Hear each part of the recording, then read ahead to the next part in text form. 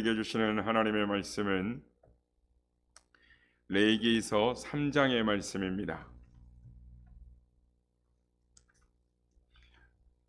레위기서 3장 1절에서 5절까지의 말씀을 교독하시겠습니다.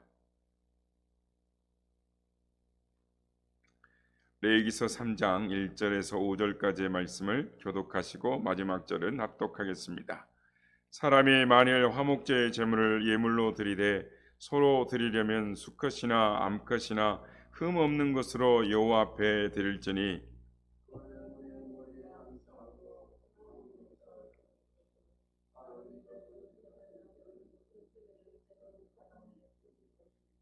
그는 또 그 화목제의 제물 중에서 여호와께 화제를 드릴지니 곧 내장에 덮인 기름과 내장에 붙은 모든 기름과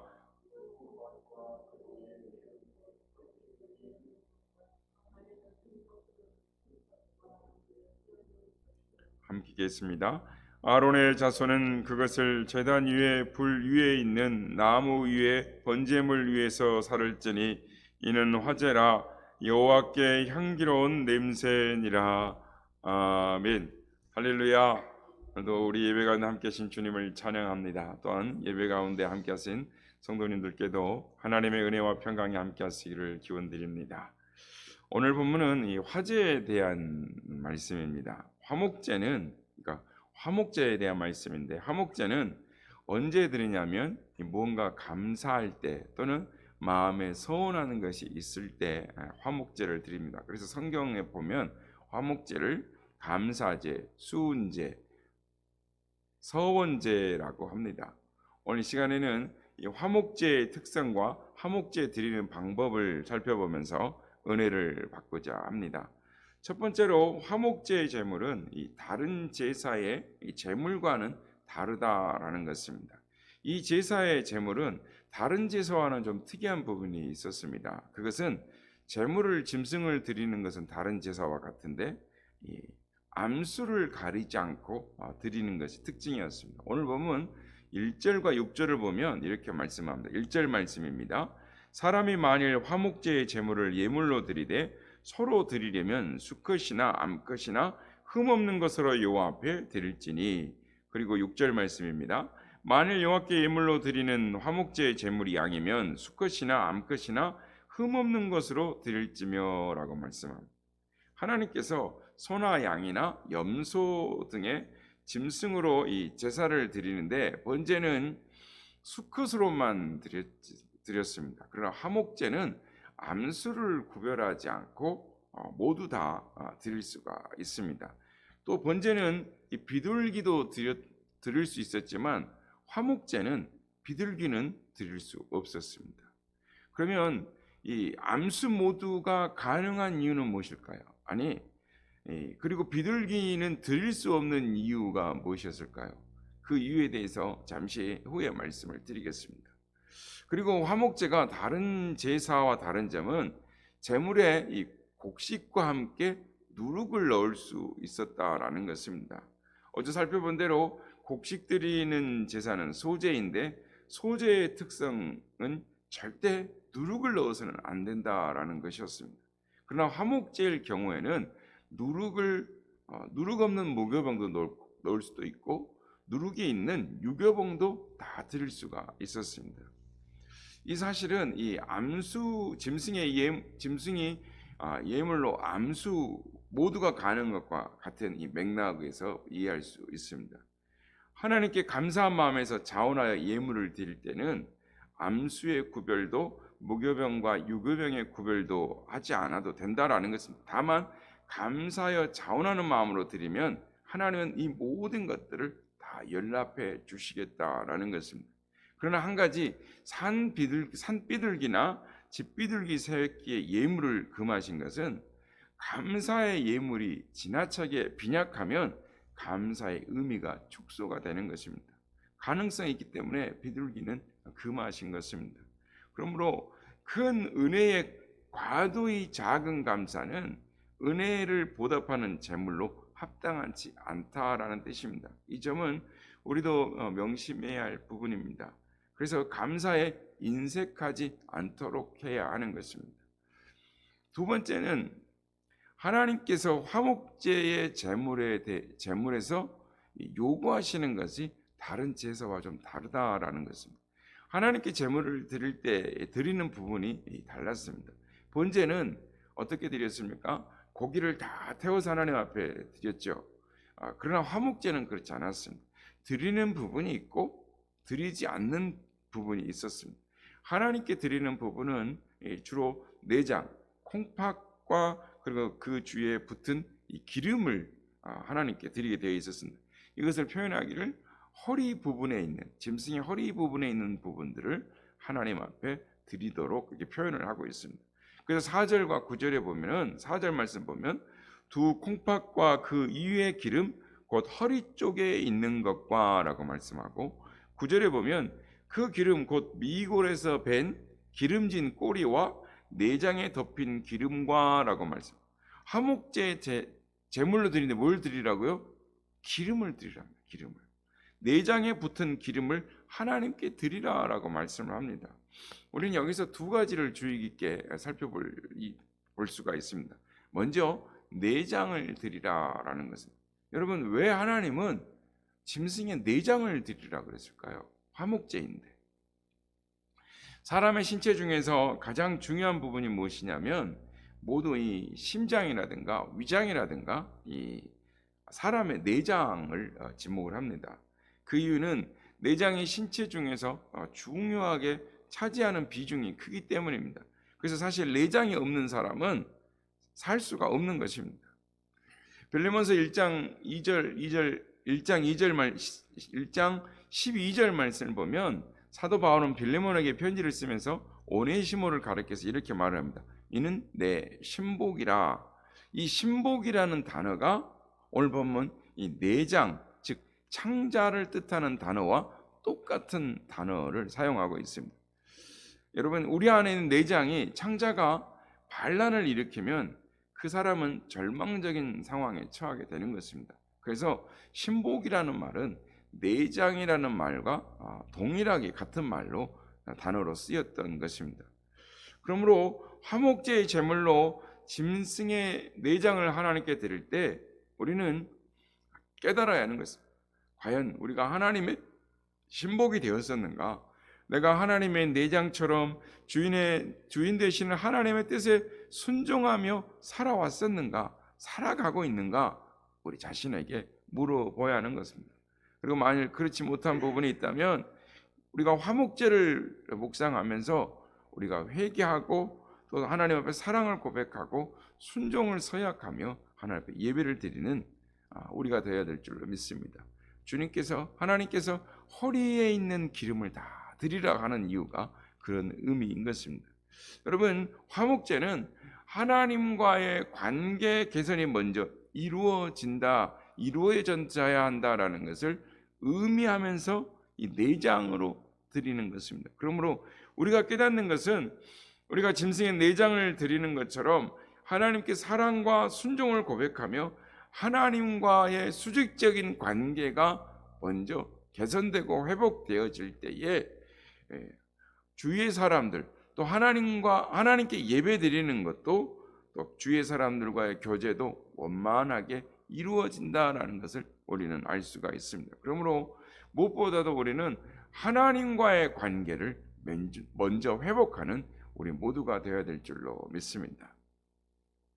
화목제의 또 다른 특징은 하나님께서 제물로 기름을 요구하신다는 거예요. 내장을 요구하실 뿐만 아니라 기름을 요구하시는, 오늘 본문 3절 말씀 보면 그는 또 그 화목제의 제물 중에서 여호와께 화제를 드릴지니 곧 내장에 덮인 기름과 내장에 붙은 모든 기름과라고 하나님께서 기름을 드리라라고 하신다는, 오늘 보면 우리가 읽지는 않았지만 16절 17절에도 보면은 모든 기름은 여호와의 것이니라라고 말씀하시고 너희는 기름과 피를 먹지 말라라고 말씀합니다.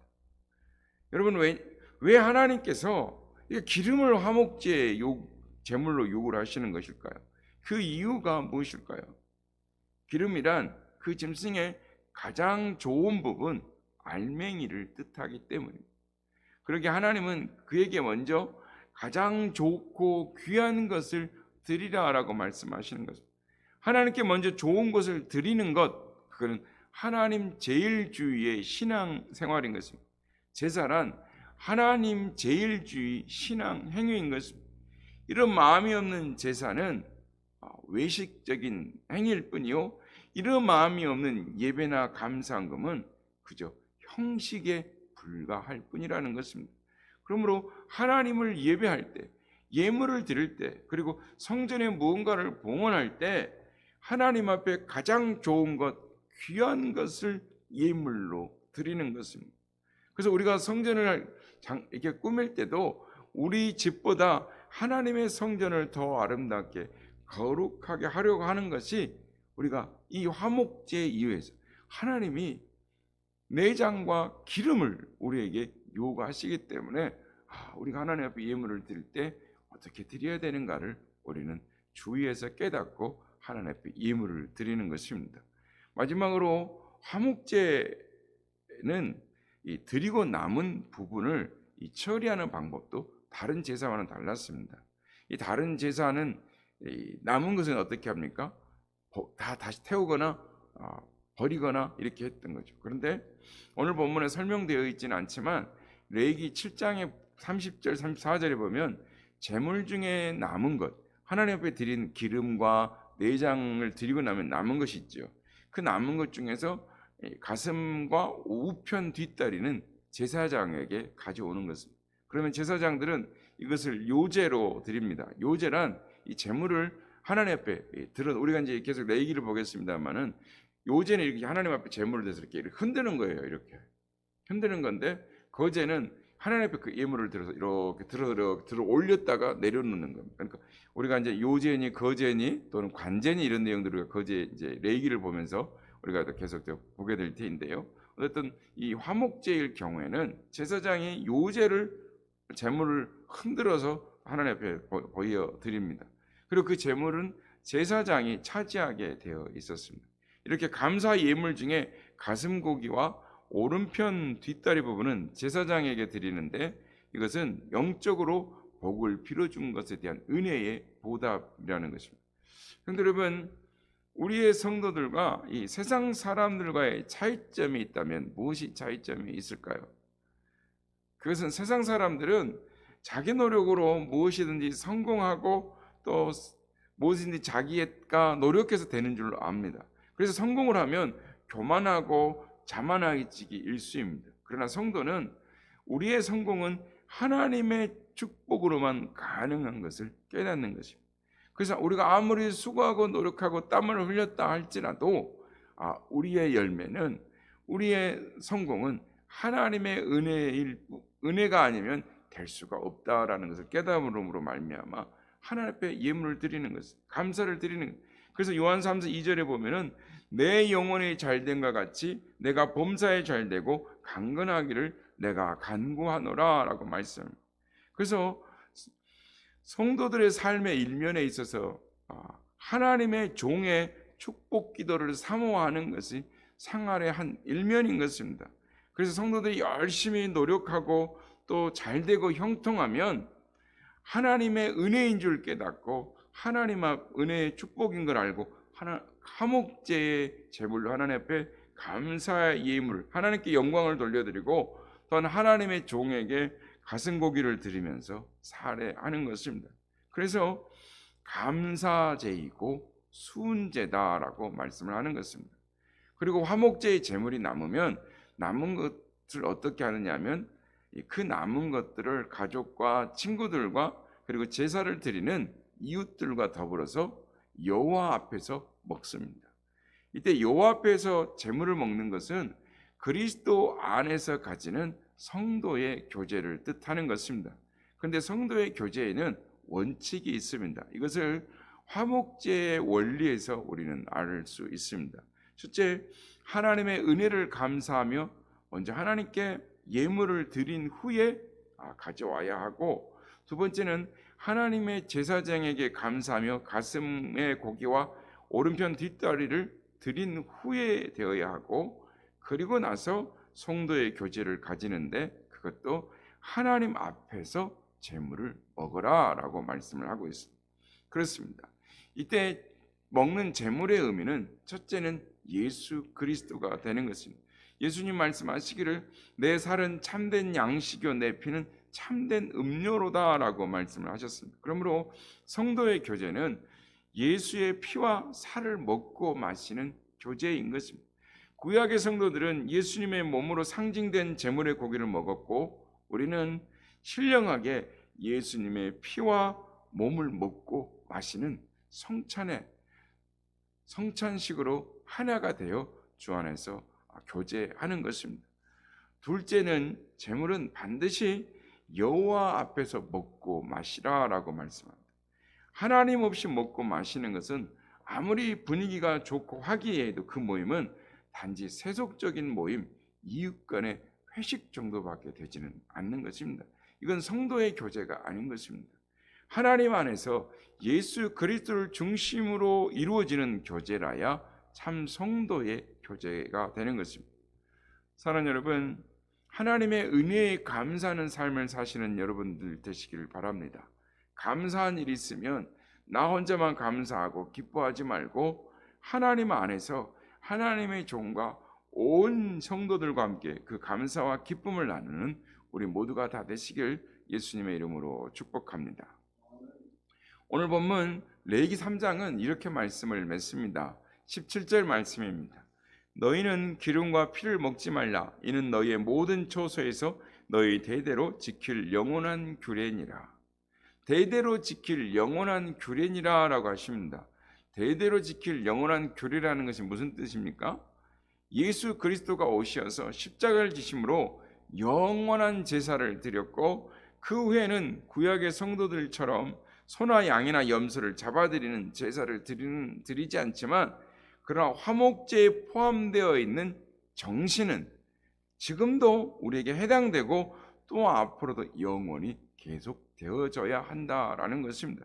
즉 하나님의 은혜를 깨닫고 감사하는 마음이 솟구치면 구약의 성도들처럼 소나 양이나 염소로 제사를 드리지는 않지만 하나님께 감사의 예물을 드려야 한다라는 것입니다. 그러나 조심할 것은 비둘기와 같이 매우 작은 짐승으로 드리면 아무리 감사하는 마음으로 드린다고 할지라도 감사의 의미가 축소되거나 소멸되거나 위축될 수 있다라는 것입니다. 그래서 감사의 예물은 항상 넉넉한 마음과 물질로 드려져야 한다라는 것입니다. 말씀을 정리합니다. 화목제를 드릴 때는 짐승을 잡아 피를 흘려 속죄의 표시를 삼고 기름을 하나님께 드리며 먼저 감사하고 짐승의 가슴과 오른편 뒷다리를 제사장에 드리며 영적 축복에 감사하고 나머지는 식구들과 이웃들과 친지들과 함께 여호와 앞에서 먹음으로 성도의 교제를 든든히 하라라고 오늘 화목제에서 우리에게 하나님은 말씀하십니다. 그리고 이것을 영원한 규례라라고 말씀하십니다. 그래서 과거와 미래와 현재에 걸쳐서 언제나 지켜져야 하는 규례다라고 말씀을 하고 계십니다. 바라기는 우리 모두가 이 규례를 지켜서 하나님께는 감사를 찬송을 올려드리고 성도 간에는 주 예수 그리스도 안에서 아름다운 교제가 있어서 신앙생활에 매일 감사와 기쁨과 환희가 넘치는 풍성한 은혜의 삶을 살아가시는 우리 모두가 다 되시길 예수님의 이름으로 축복합니다.